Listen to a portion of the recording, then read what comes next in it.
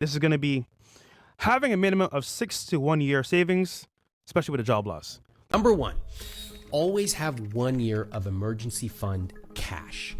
Now, typically, people in the personal finance world recommend 3 to 6 months of an emergency fund, right? For me, I prefer to be more conservative. Pause. I want to know that if something really... This is actually ideal. But if you could manage a year, and I've said this before too, if you can manage a year, do the year. If you can do that of savings. And remember, guys, you don't have to save as much if your expenditures are low. If you can get by on $2K a month, that means you only need what? Most Americans don't have $1,000 in savings. So that's another good reason to keep your expenditure low, because if your expenditures are low, you don't need as much in your savings account to make shit happen. When you don't need as much in your savings account, now you can start deploying that money to actual invest. Once you have that emergency fund, that's when you start investing. The problem is a lot of you guys want to go ahead and start investing. You don't even have an emergency fund.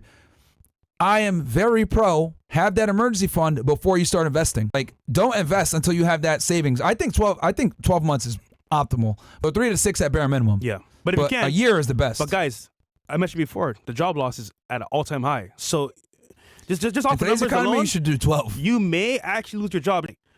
Last month alone, just October by itself, in multiple sectors of jobs, tech, health, 150K gone in jobs. Well, I might have to alter my thing and say 6 months to 12 months now. I think at this point, bro, that's safer. Actually, just googling this as well.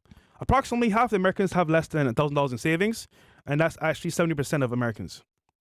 So that's 70% of Americans. Less than roughly 60% of Americans live paycheck to paycheck. Even people that make over $100,000 a year.